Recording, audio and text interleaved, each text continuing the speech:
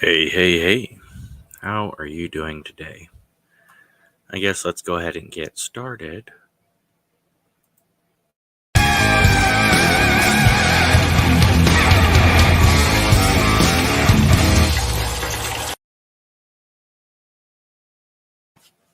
And you have been awarded 20 social credit points. All right. So, I would like to start with a little story time today. Now, this is actually a serious topic. There is a gentleman, not going to state his name for obvious reasons, as you will see. Now, this gentleman has witnessed losing people from drugs. And he's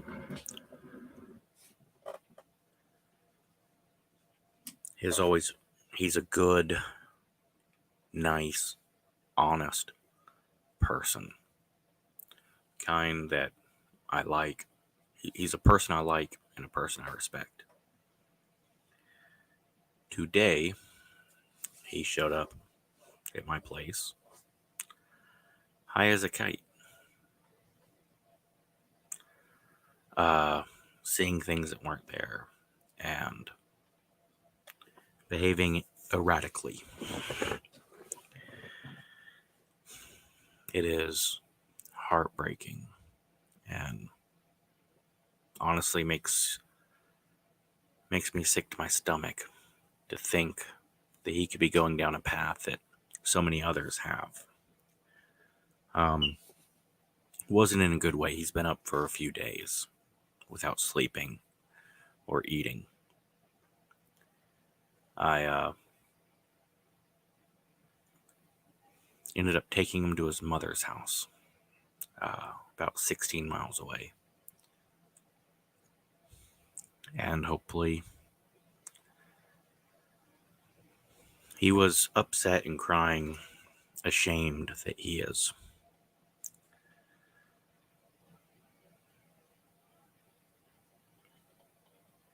stumbled on the problem that so many around him have stumbled on. And I truly hope that he gets help. Now,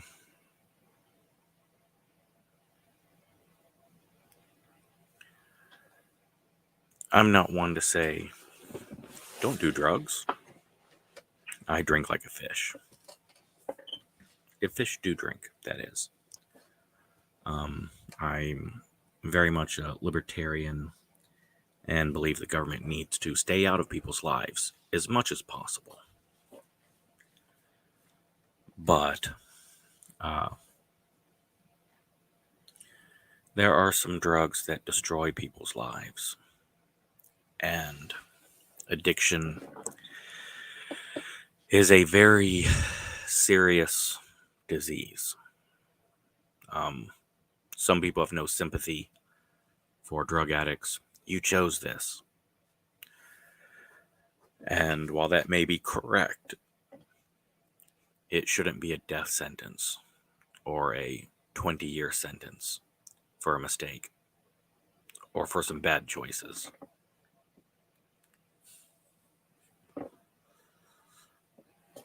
So, to all the recovering addicts out there, whether it be AA, NA, Gamblers Anonymous, whatever the addiction you have, smoking cigarettes, coffee, I don't care. Whatever demons you're trying to beat, it can be difficult. It can be a struggle. But keep fighting the good fight. And I truly, truly hope that you win your fight.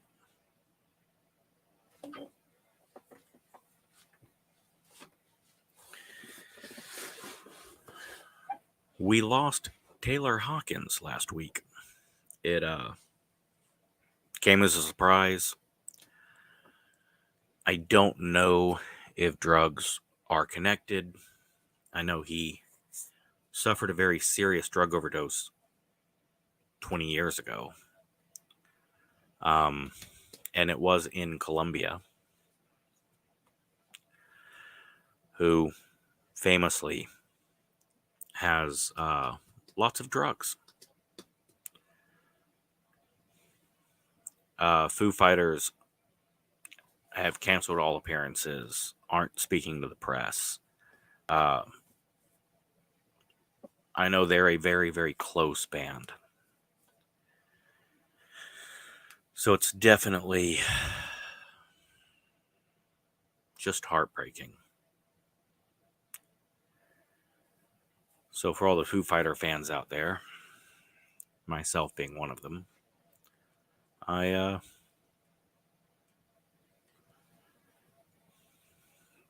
feel the pain. The man had a lot of music left to play, a lot of songs left to write.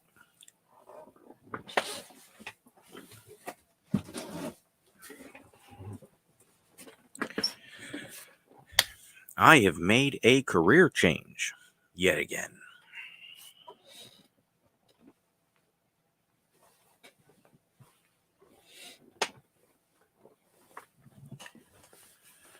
Here in the next couple days, I break out the scrubs. That's right. The rambling doc will be doing house calls. Should be fun. I, in this state, cannot give narcotics, but I can still give medication. They're really cracking down on narcotics, which I avoid as much as possible. I won't take narcotics. I got my wisdom teeth cut out like 150 years ago. Back when I was in my early 30s. So it's been like 30, 40 years, right? Because I'm like, I know I only look 63, but I'm actually 72. Or is it I look 72 and I'm actually 63? I forget. Anyways, got wisdom teeth cut out. And they gave me Percocet. Man, I'm hurting. I take a Percocet. Man, I'm not hurting anymore. That's pretty nice. 6, 8 hours later, I take my next one. The second day, I was watching the clock. Is it time to take one yet? Like, at that point, I was like, oh shit, and flushed them. I don't know that I have an addictive personality, but I knew those were awesome. Those are fantastic. I loved those pain pills. And that's not a good thing to love. Now, I know there are people that need narcotics. They need their pain medication. And I know people that cannot function due to their pain. And yes, I self-medicate by drinking more than I should. Although I haven't touched a drop in 5 weeks now. But don't worry, another couple weeks and I'll start drinking again. I know, great to follow up the addiction talk with. I can start drinking soon. But I can easily see how someone can abuse those amazing, perfect, happy little pills of awesomeness. So yeah, I won't touch pain pills.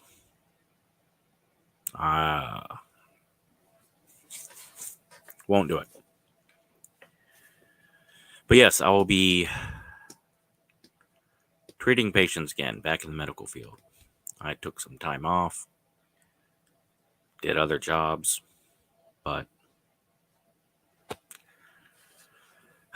just when you think you're out, they pull you back in. Yeah.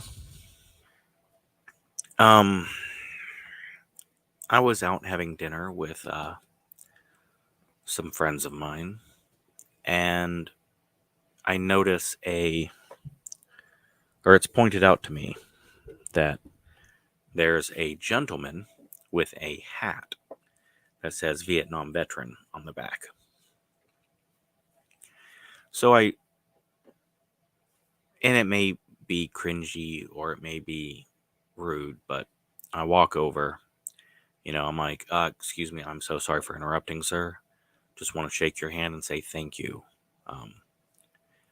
You guys never got the welcome home you deserved. You guys were disrespected a lot.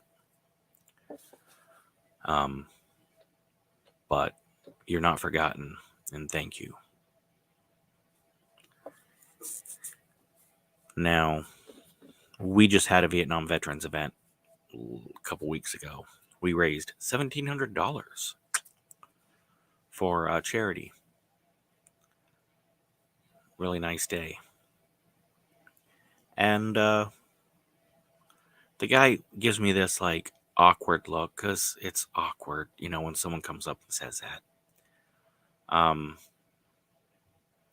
When people come up and thank me for my service, I just feel weird. And I know I don't walk up to everyone and thank them for their service. I'll be like, military? Cool, man. What branch? Whatever branch they're in. I'm like, well, I guess you might be okay, though. Navy. Oh, you're a Marine. Well, let me break this down for you. I don't have any crayons. Never mind.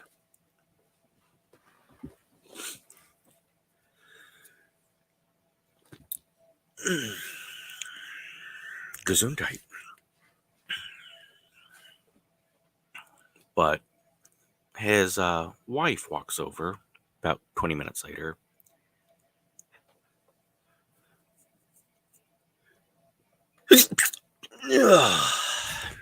Damn sneezing. His wife walks over about 20 minutes later, and this bitch tries to make me cry. She's like, hey, just want to let you know, my husband's got a touch of Alzheimer's. So sometimes he struggles to find the words, but what you said really meant a lot to him. That's really sweet. Like, oh man, so I like that, do something nice and the person feels good. That's awesome. That's the whole reason to do nice things, is to improve other people's days. Perfect. But then she goes on.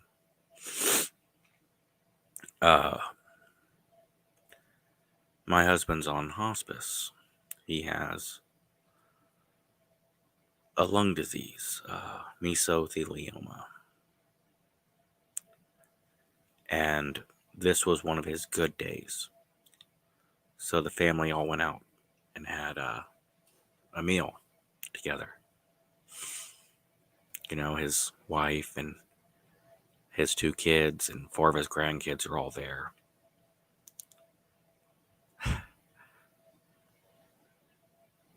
And yeah, that's how they get you. It was sweet. It was very, very touching. And it reminds me of a movie. So I went alone to the movies, which I do often. I generally go to the movies alone. I can enjoy the movie more. People don't talk to me. I can just enjoy the movie. I'm not saying I hate going to the movies with other people. I'm just saying there's benefits to going alone. So I go alone to this movie, Clint Eastwood movie, $1 Million Baby. I'm not going to spoil it for you, but those that have seen it, you know what I'm talking about. It's a practically empty movie theater. There's a married couple in their 50s, like 3 rows behind me, and we're the only ones in the theater. We walk out of that theater looking as though we are traumatized. Like, that is not a cheerful movie. Well, okay. It is the most uplifting, positive, girl power, badass movie you'll ever watch. If you hit stop at the right part. See, I watched that movie on a date once. Got the DVD, watching it at home, and watched the movie, and it's about a female boxer. She's older, she's struggling, but the right trainer, and who also is struggling and needs help, and the two find strength together, and she's fighting, and she's winning match after match, and they just bond closer and closer.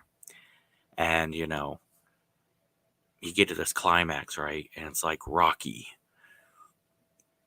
And it's like Rocky 4, It's like, boom, unbeatable odds, and she's rising to the challenge, and it's awesome. Hit stop. Or I hit pause, and it's like, all right, we can stop this movie right here. And everyone will be happy. Great movie. Great mood. Or we can keep watching, and it will break your fucking heart.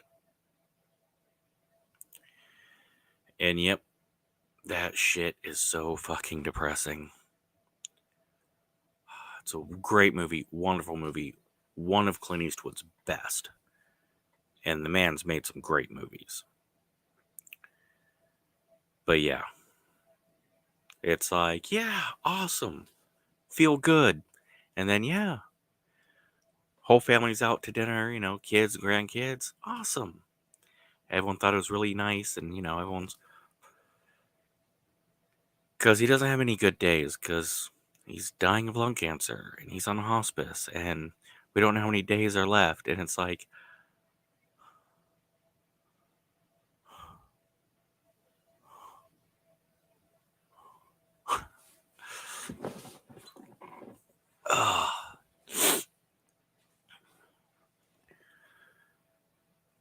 This is something I'm trying to do more of. Trying to do more often, at least. Tell the freaky looking teenager with green hair, which my daughter had green hair and it looked awesome. Like, hey, I like your hair. You see some older person, some old woman, trying to reach up to get the fucking Ben's Original Rice from the shelf that's just outside of her reach. Just walk over, grab it for her, and go, here you go, ma'am. Have a great day. It takes 2 seconds to smile, compliment someone, say something nice. Only takes 2 seconds. And it can really turn someone's day around. And it may do no good at all. But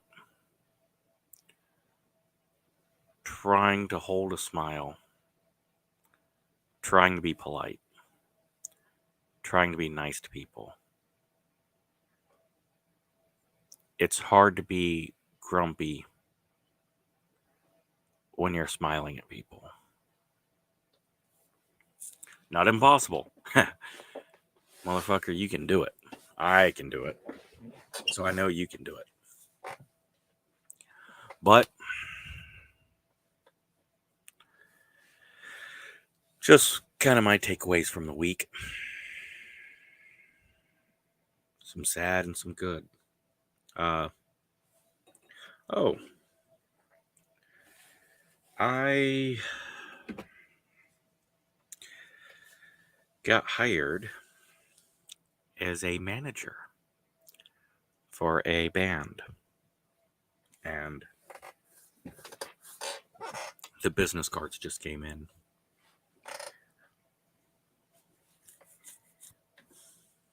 Anyways, it's we just hired a new drummer, and I've got some couple music videos that I've recorded. I need to edit and try to get out there soon. I got a lot of shows to get booked. I'm trying to fill up all of April, and I've got 2 dates left to fill. So need to jump on the ball. But it's nice. It's good to stay active. I joined a gym.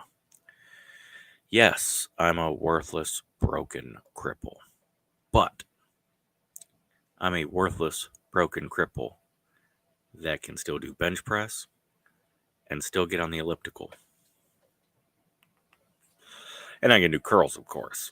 I mean, if you're too broken to do curls, then you're motherfucking broken. And yes, there are some people that can't do curls. And I sympathize. I can't do squats or run or shit. The list of things I can't do is getting more and more. Can't do the military press. This shoulder, like this arm doesn't, it doesn't go up like it used to.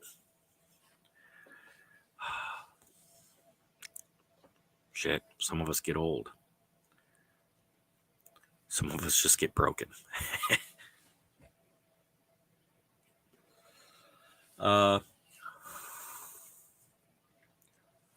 There is a fucking new species of frog. It is a transparent glass frog, right? Now, this is in the Andes. I just want to do the pictures. All right.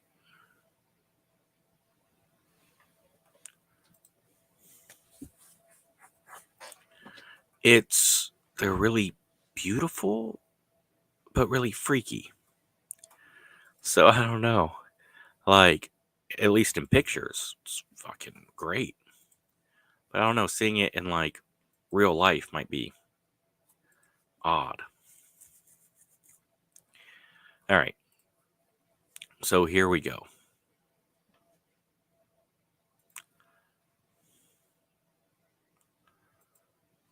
You can see all of its organs in there. That's wild. It's the Hyalinobatrachium mash pie. And it lives on the southern side of the Galabamba River Valley, which separates its territory from the frog species Hyalinobatrachum nouns. Discovered by biologist Juan Goya Salmon. Now check this out. Those little eggs, and it's got the black spots on the top. And that's so cool. And look at that face. I don't know about you, but I think that's a kind of lovable little face, isn't it? It just, I don't know. I know some people don't like frogs, don't like reptiles. Hey, I raise turtles. Yeah, I'm that guy. But it just looks happy. Okay, those are only pictures, but there's also the chocolate frog from the nasty swamps of New Guinea, right? Now, I don't know about you, but I look at this frog and I just think of Harry Potter. He's like, oh, what crummy luck. They've only got one good jump in them. The way it was discovered was dude accidentally fucking knocked over a hornet's nest. And dude took off running. And basically stumbled across the frogs that way. But yeah, I just wonder if each one comes with a card of a famous wizard. I got Dumbledore. I've got 7 of him. Although, please don't eat those frogs. There was a gentleman in Australia. They're all drinking, fucking around with each other. Bunch of young men, like 18 to 20, all sitting around drinking, having fun. They're all on a rugby team together. Good, strong, healthy young men. And there's a slug slithering by. And anyone who knows young men, especially drunk young men, they do stupid things. I've done a lot of stupid things, sober and drunk. Well, they're like, oi, mate. I guess that's not enough. Anyways, I'll spare you the accents. Dude dares the other one to fucking pick the slug up and eat it. So, dude, next day he's sick as a dog. Well, motherfucker, you just ate a slug. Probably not good for the stomach. Day after, he's still sick. Day after that, he's super fucking sick. And his feet are turning colors. He, rat worms, rat lung worms, whatever it is. Basically, a parasitic worm entered into his lungs, and the blood, it cut off oxygen to the brain and to the feet and the legs, and he ended up paralyzed from the chest down with the mental capacity of a child.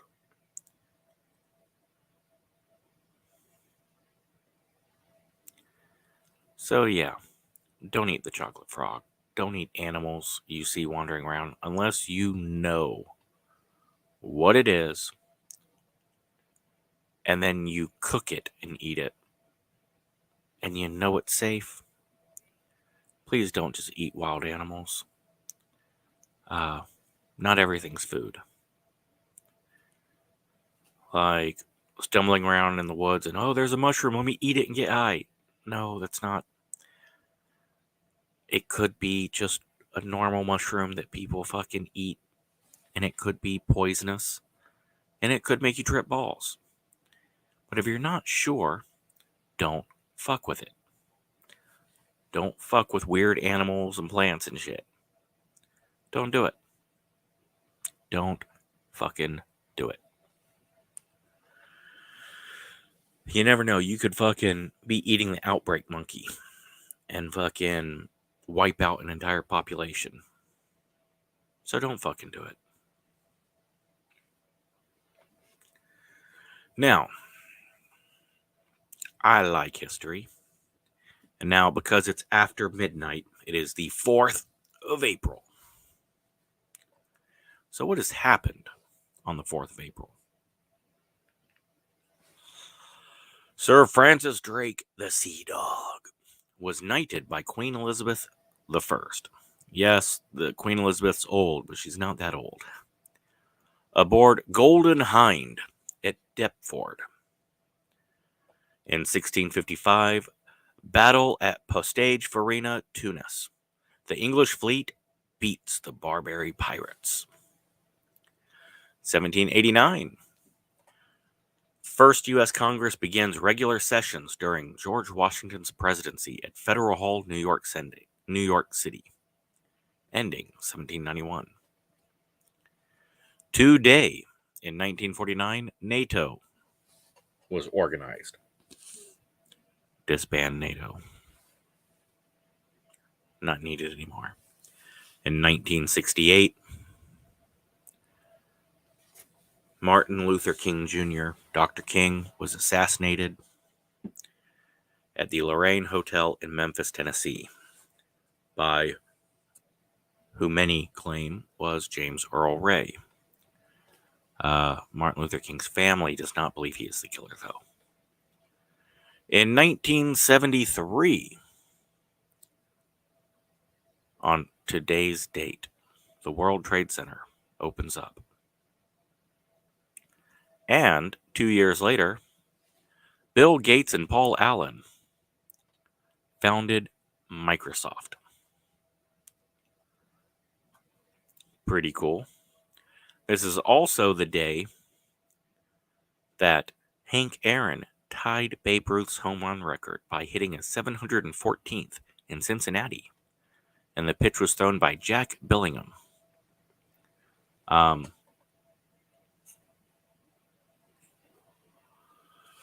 In 1971, Stephen Sondheim's Follies opens at Winter Garden Theater, New York City, and runs for 524 performances.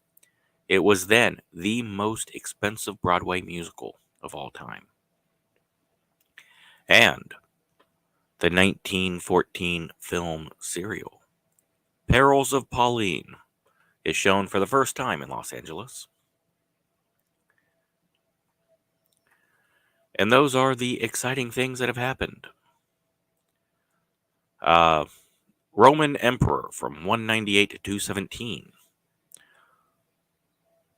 Caracalla, was born in Gaul.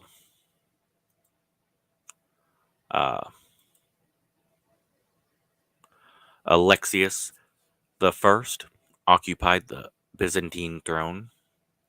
The University of Basel in Switzerland is formed.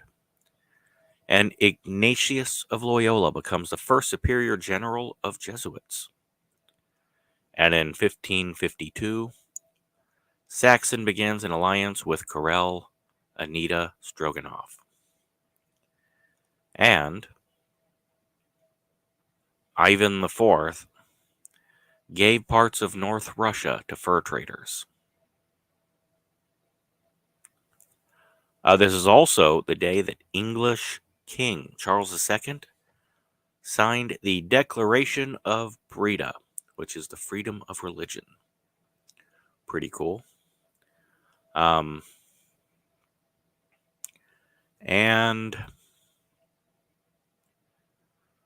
Napoleon abdicates for the first time in favor of his son. And the U.S. flag was decided on today's date.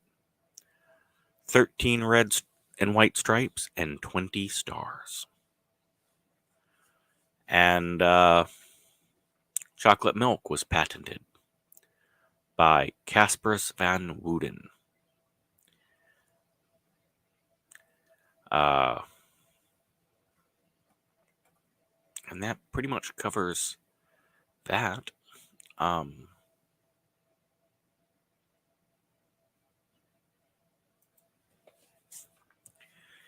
So whatever day it is, something important has happened on that day. And a lot of shit that wasn't. But you never know when you'll be living a historical moment that will always be remembered. December 7th is a day that will forever live in infamy. September 11th will always be remembered. In the United States, at least. Well, same as December 7th. Which I do think December 7th should be a day of remembrance. Like it should be a holiday of some sort. And June 26th was the date of my first divorce. Don't remember all my wedding anniversaries, but I remember the divorces. Those are more important anyways. A divorce lasts forever. A marriage? Statistically, no. So this is my 25th podcast. Been doing this for a little bit. I enjoy doing these. I know my last one, a week ago, I discussed the Great Milk Conspiracy and the murder of General Patton. But sometimes I have cool things to discuss, and sometimes I just sort of wing it. Which, I mean, it is what it is, right?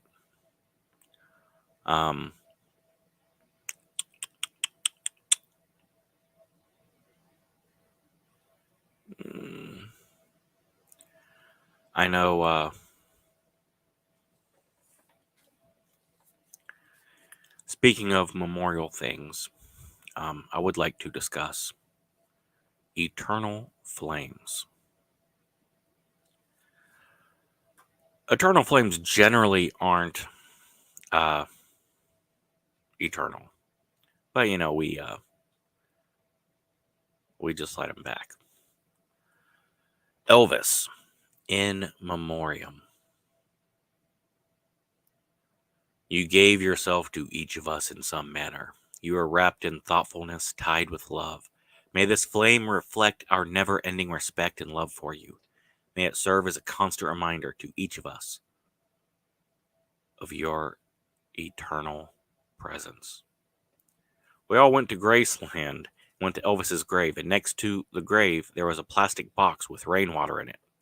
Asked a security guard what it was, and he said it was the eternal flame.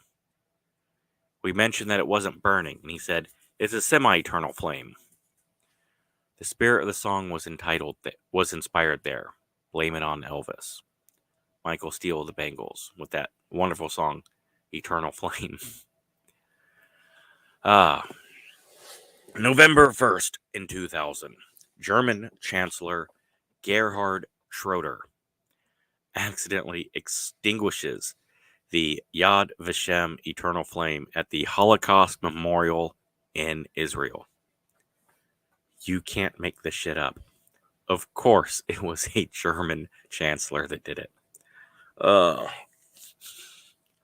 Eternal Flame at the Arc de Triomphe in Paris, lit in 1921, is extinguished in 1998 by a soccer fan's urine stream. It's fucking 77 years. And a fucking soccer hooligan ruins it. Which, no surprise.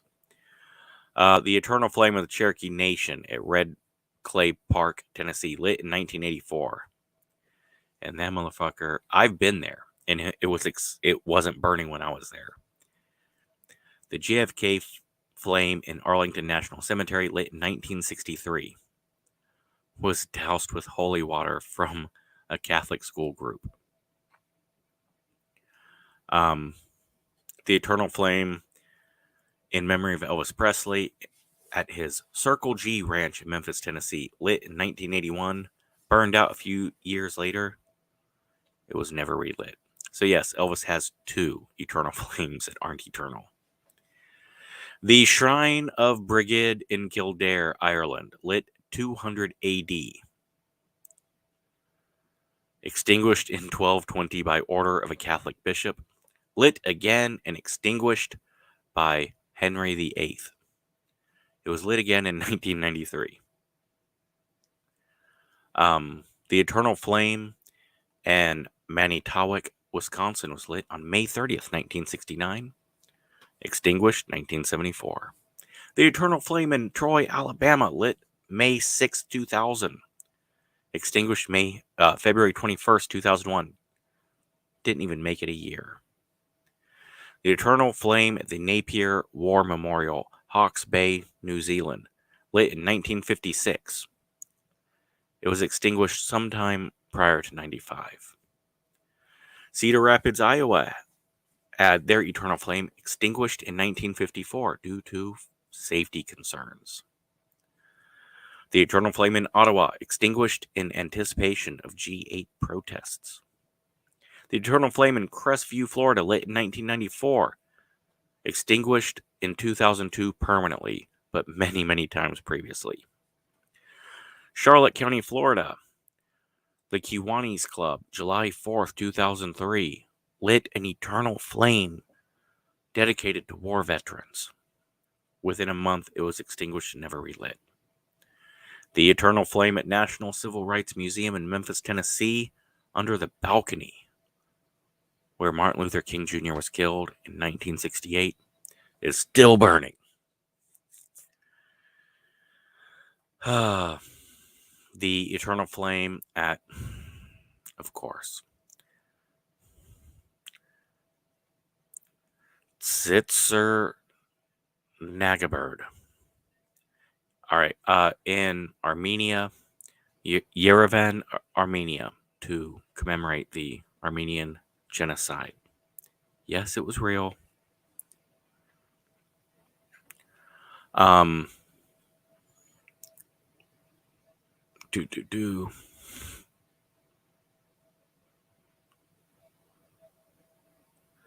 eternal flame in New Belgrade, Serbia, commemorating the end of NATO bombings, lit on June 12th, 2000. It was extinguished October 5th, 2000, and never lit again. The eternal flame. The problem is, when you name something the eternal flame, people are going to put it out. You know how many times the Olympic flame that has traveled from Greece all the way to wherever is put out and then just relit by some security guard's fucking Bic lighter? I mean, that shit happens all the time. Well, unfortunately, this is not going to be a 4-hour stream. I know you all love seeing my face and hearing my wonderful voice, because I have the face for radio and the voice of a mime.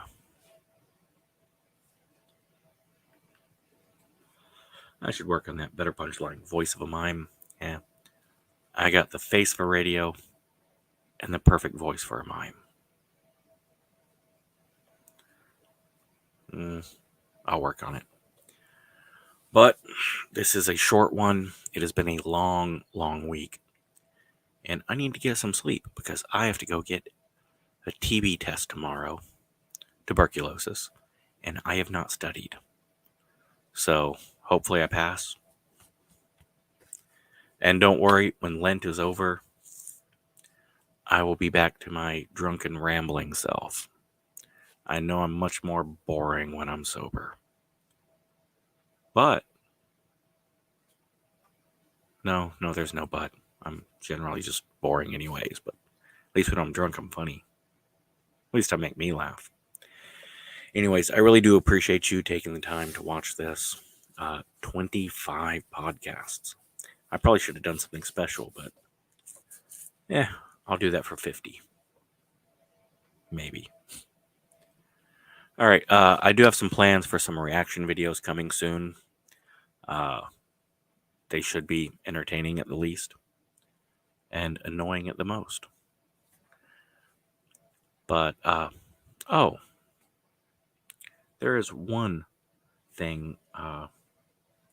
It was in the news, I think, so you may have heard about it. There's this former musician, former rapper, I guess. He was at some little award show and slapped the shit out of Chris Rock. Yes, I did wait 45 minutes to bring it up, even though it's in the title of the video. Marketing, folks. Marketing. No,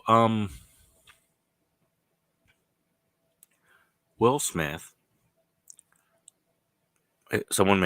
Chris Rock makes a fucking lame, innocuous joke about Jada Pinkett Smith being bald.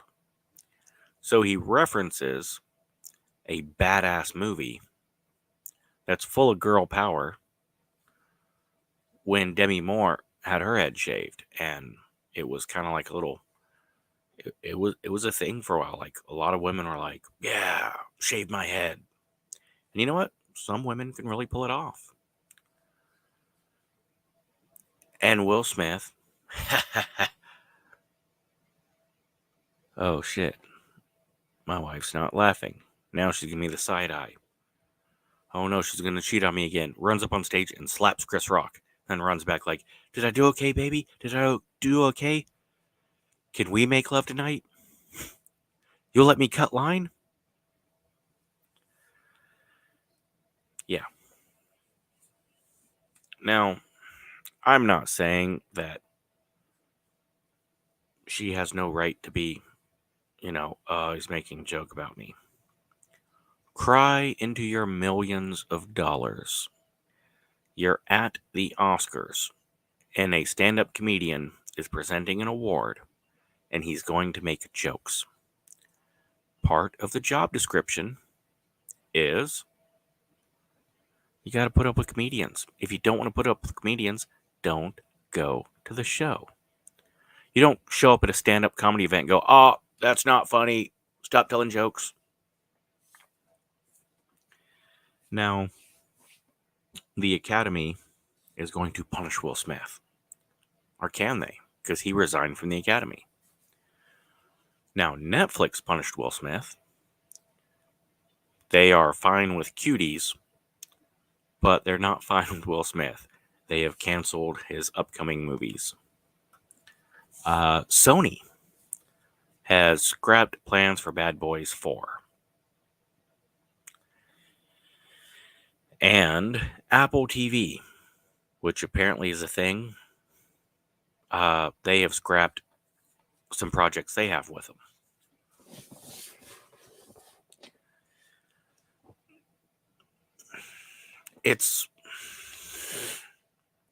I'm not going to say I'm appalled. A grown man slapped another grown man. It's not that big a deal.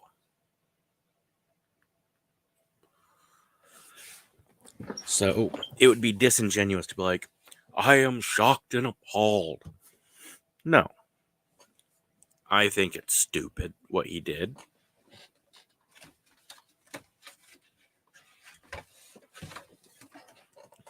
Now, he could have played it off, right? Like, slap Chris Rock and then sit back down in the seat, and he's like, Will Smith just slapped the shit out of me. Then they put the camera on him, and he goes, "That's right. That's how we do it." And then, "Gotcha, Chris." And everyone be like, "Wow, that's kind of inappropriate, but okay." Will Smith being quirky. No, instead he has a meltdown. Don't put my wife's name in your motherfucking mouth. Or keep my wife's name out of your mouth. Now, what he should have said is, keep my wife's mouth off of everyone else's cock but mine. Just saying. Chris Rock was professional.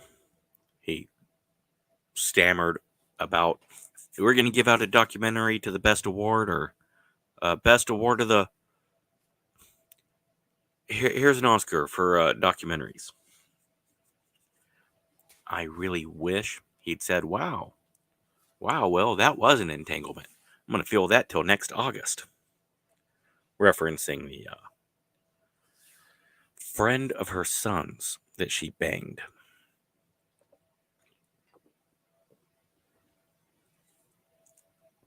Now, I am not kink shaming.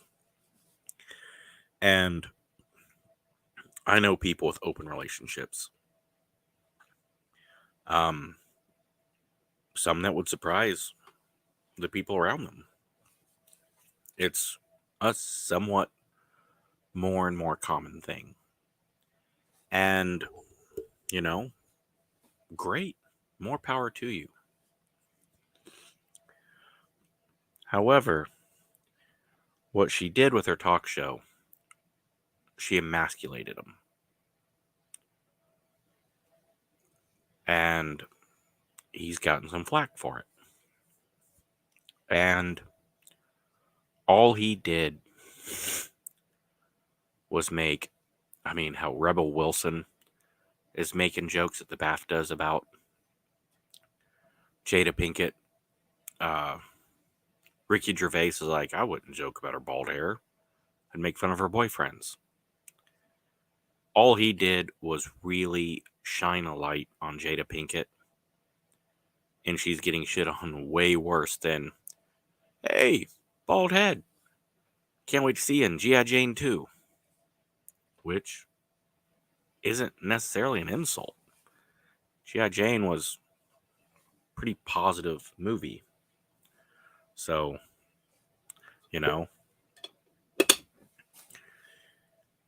she could have, said, I appreciate the compliment because Demi Moore was a badass in that movie. And yeah, I know I'm a badass and I would look good in fatigues. But I feel insecure about my alopecia, my bald head. And, while I appreciate what Chris is doing, yeah, it did make me feel bad. And Chris Rock would most likely issue a mild apology of, there's nothing wrong with your bald head. You look beautiful. I was poking fun at you because that's what I do. Boom. Great way to handle it. No. Instead, Will Smith fucking shit all over everything. Now, the Oscars, they're going to punish him, the Academy. What they should do, and it's the only thing they can do, is strip him of his Oscar. Make him give it back, take it off, and then award the Oscar to, hell, give it to Chris Rock. No, take his Oscar away, and there's no winner that year. Like when Milli Vanilli had their Grammys taken away, did they give it to next in line? No, because that's a tainted award, and it would always be, yeah, I got the award because someone else fucked up, so I didn't really win it, but Will Smith fucking bitch slapped a comedian on stage. It does set a very dangerous precedent, though. That if you're a big enough celebrity, you can assault someone on stage. No. Chris Rock's coming out looking pretty good. His tour is selling out. Huge standing ovation. And good on him. Personally, if I were a professional comedian, I would not work on anything that has Will Smith attached to it until something is done. The comedians should all stick together. I know Whoopi Goldberg, she's a contrarian, and she hasn't done any stand-up comedy in 30 years, and now she's just a talking head for woke propaganda. But I hate to see it, but I don't hate it that much. It is funny. I am laughing about it. And while a lot of people are like, well, he only did it because of his wife. He's 52 years old. He is a grown-ass man. He made the decision. to do what he did, and he should face the consequences for doing so. Simple as that. I mean, I can empathize with him. I can understand his actions. I could even relate to his actions. But if you do something, you face the consequences of that action. So, all of these things, he brought it upon himself. And that joke was in good taste. Hell, what he said in 2016 was much worse. And even that wasn't that bad. Now, possibly it's softened because he had some self-deprecation in there. He starts off with, Will Smith didn't get nominated for concussion. And I agree, that's a shame. He should have. But Jada Pinkett Smith boycotting the Oscars is like me boycotting Rihanna's panties. I'm not invited. Because no one's going to miss her at the Oscars. She's not. She's there because she's married to Will Smith. That's all. Well, this time I actually am going to end the stream. But I do hope you have a wonderful day, a great week, and an above adequate month. I very much appreciate you taking the time to watch me go on for an hour, as boring as I may be. And jump on YouTube and like and subscribe.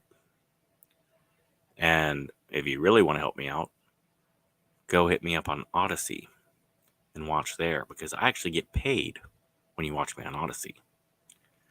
YouTube's demonetized me permanently, so I'll never get any ad revenue. Anyways, have a great day.